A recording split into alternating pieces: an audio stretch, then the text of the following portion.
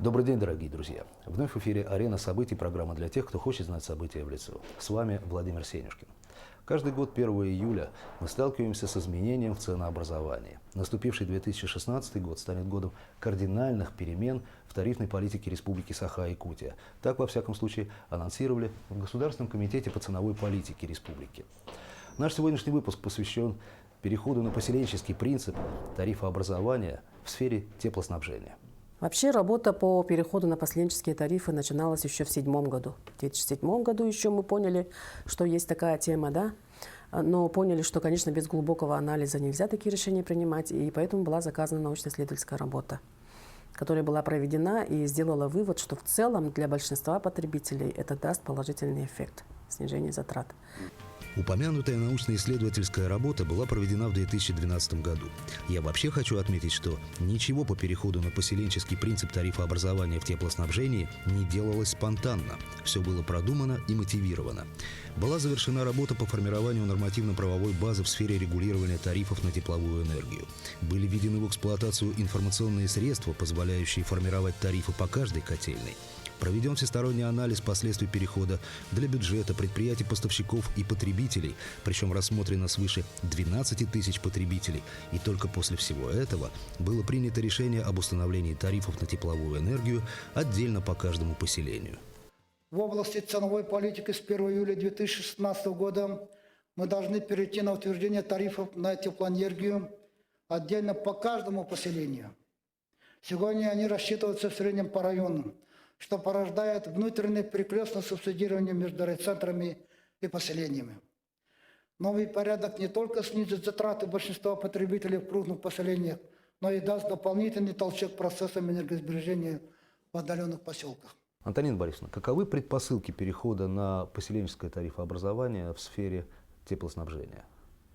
Переход на поселенческие тарифы у нас характеризуется тем, что у 3 крупных предприятий наших ГУП ЖКХ, Теплоэнергосервис и НАМ Коммунтеплоэнерго, изначально всегда тарифы утверждались в едином размере в целом по улусу, по району. И получается, что внутри есть перекрестное субсидирование. Почему надо ликвидировать вот такое положение вещей, когда у нас действует единый тариф на тепловую энергию? Я говорю о тарифе, который платят потребители, подключенные к сетям этих 3 крупных организаций. И потребители имеется в виду именно юридические лица и индивидуальные предприниматели. Население этот вопрос не касается. А в чем недостатки единого тарифообразования? Вот наличие единого тарифа по району, да, оно порождает внутри перекрестное субсидирование потребителей одного наслега потребителями другого наслега. Но, как правило, это получается, что потребители крупных наслегов и райцентров субсидируют потребителей дорогих котельных отдаленных наслегов. Причем мы прекрасно знаем, что никогда между этими поселениями не будет тепловых сетей. То есть они никогда не будут связаны. И наличие этого перекрестного субсидирования, так же как и по дизельной энергетике, да, вынуждает потребителей искать другие альтернативные способы отопления, особенно в крупных поселениях. И нам приходится вот это вот содержание дорогих котельных уже накладывать на оставшихся потребителей. То есть это является фактором роста тарифов. Дает неправильный сигнал потребителям, и они уходят, и это является фактором роста тарифов. А кроме того, единый тариф по району порождает искажение баланса доходов и расходов по каждой котельной. Налицо непрозрачность затрат на тепловую энергию для всех участников рынка и, как следствие, отсутствие возможности у потребителя платить за отопление реальную стоимость. А когда мы разобьем буквально по каждому поселению, каждый глава поселения сможет понять, за что же он платит и почему у него тариф так стоит. И он сможет внести какие-то предложения и на уровне поставщика, и к нам даже может подойти и сказать, что есть такие резервы там у меня, допустим, или надо подключить потребителей, чтобы тариф снизился, или надо перейти на другой вид топлива, или надо вообще, может быть, какие-то другие способы снижения затрат придумать. То есть у глав и вообще у потребителей появляется стимул к энергосбережению. К теме энергосбережения мы еще вернемся. А сейчас самое время рассмотреть формулу формирования тарифа на тепловую энергию. Так вот, тариф – это отношение затрат на выработку тепла, причем всех затрат, к объему реализации. Простое деление, причем понятно, что чем больше знаменатель, чем больше потребителей подключено к котельной, чем больше нагружена котельная, естественно, с учетом резерва в зимние месяцы, тем ниже тариф. И чем больше числитель, тем выше тариф. Например, немаловажный фактор – это используемый вид топлива. Очень дорого топить электроэнергией, чуть дешевле дизельным топливом. Дрова надо заготовить, привезти, разрубить, закидать вручную – тоже дорого. Дешевыми видами топлива являются уголь и, конечно же, газ. Ну, уголь, конечно, еще зависит от расстояния завоза. Если его надо везти, допустим, в Вевено-Батантайский улус или там Верхоянский улус, допустим, через 2 реки и море, то через 3 реки и море, то, конечно, там себестоимость вырастает несколько раз угля.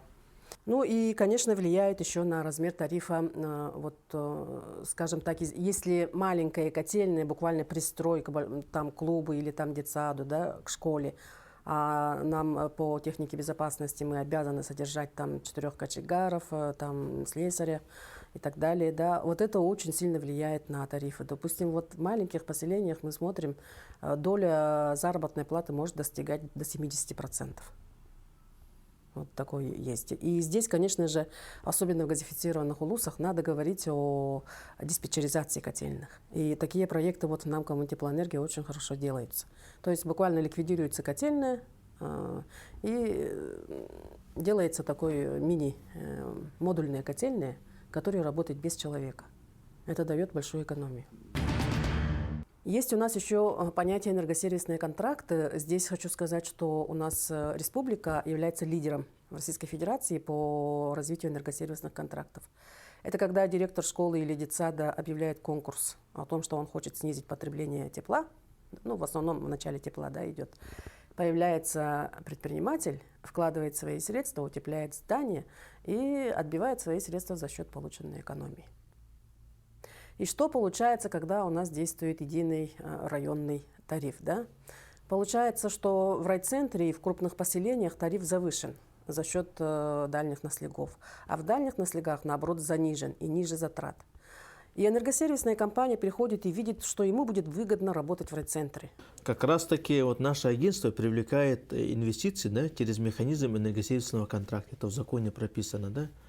У нас в республике уже больше 450 контрактов в республике энергосервисных. То есть мы не бюджетные деньги тратим, да, на эти мероприятия все, а за счет привлеченных средств, которые частные компании сами вкладывают, да, и потом за счет полученной экономии возмещают свои затраты.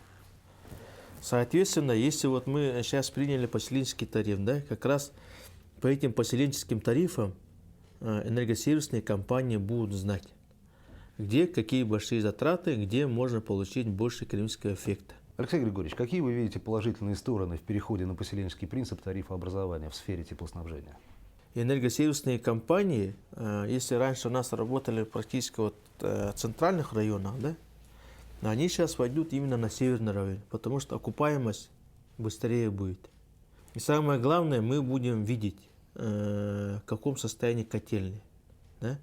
Может быть, энергоэффективные мероприятия не на объектах у потребителя надо делать, да? А именно у ресурсоснабжающих организаций, котельных. Надо посмотреть, у нас большие потери, например, в тепловых сетях. Да? Тепловые сети, может быть, надо будет поменять. Вот это все это становится прозрачным. То есть у кого-то повысится тариф, у кого-то понизится. Экономия будет в крупных поселениях, а в крупных поселениях у нас, как правило, сосредоточены большие многоквартирные дома и сосредоточены учреждения республиканского бюджета, федерального бюджета и много прочих потребителей. И вот у этих потребителей и будет снижение. В целом, если смотреть, внутри, конечно, здесь снижение, здесь повышение, а вот когда общий итог выводим, мы видим, что экономия будет по жилому фонду. Это экономия не населения, а бюджета. Мы субсидируем из бюджета разницу тарифов в размере 18 миллиардов рублей, и чуть-чуть меньше надо будет уже субсидировать. И за счет вот этой экономии мы должны решить вопрос повышения расходов учреждений местного бюджета в дальних поселениях. Это школы, это детсады, это клубы, спортзалы, администрации, да, здания администрации. А за счет вот удешевления в райцентрах, во-первых, у таких же учреждений можно решить этот вопрос, и за счет вот этой субсидии по жилфонду. И еще за счет экономии по республиканским учреждениям. Алина Валерьевна, а проводились ли консультации с вами на момент принятия решения о переходе на поселенческий принцип тарифообразования в сфере теплоснабжения? Мы это обсуждали. Понятно, что в течение 2015 года шел вопрос, вот, собственно, самого тарифообразования, проводилась аналитика, и мы принимали в этом активнейшее участие, но в конечном итоге вот сейчас пришли к тому, что нас, меня как уполномоченного по защите прав предпринимателей, разумеется, волновал вопрос, как новый принцип тарифообразования отразится на малом бизнесе. Это, конечно, прогнозные данные, потому что они считались по ценам 2015 года, но, тем не менее, вот та аналитика, которая была приведена Госкомрек, она приводит к тому, что тарифы в целом для основных потребителей, то бишь для населения, они не изменятся. А для субъектов предпринимательской деятельности у нас выходит всего по республике снижение тарифов будет наблюдаться по 891 субъекту и 199 тарифы, по 199 субъектам тарифы могут быть увеличены. Это, конечно, прогнозные данные. Сейчас стоит вопрос о детализации вот этого списка, прямо вот, что называется, посубъектно. Антонина Борисовна, а какие первоочередные задачи, получается, сейчас стоят перед вами и главами поселений? Задачи совместные наши с главами поселений сейчас такие, что до вступления в силу этих тарифов мы вместе с ними и вместе с Министерством предпринимательства должны утвердить перечень этих предпринимателей, для которых тариф останется действовать по прежней схеме. То есть будет общая индексация только, да? То есть мы их должны поименно утвердить. И для этого мы должны внести изменения в закон о льготных тарифах. До июля нам надо с Минфином отработать совместно, опять же, с главами, чтобы вот эти вот бюджетные перетрубации там снизить, тут повысить, чтобы все решить. При том, что переход на поселенческие тарифы не касается населения, не касается физических лиц, и это очень важно. Я хочу пожелать всем быть максимально осведомленными в вопросах ценообразования. Это была «Арена событий», программа для тех, кто хочет знать события в лицо. Всего вам доброго. До свидания.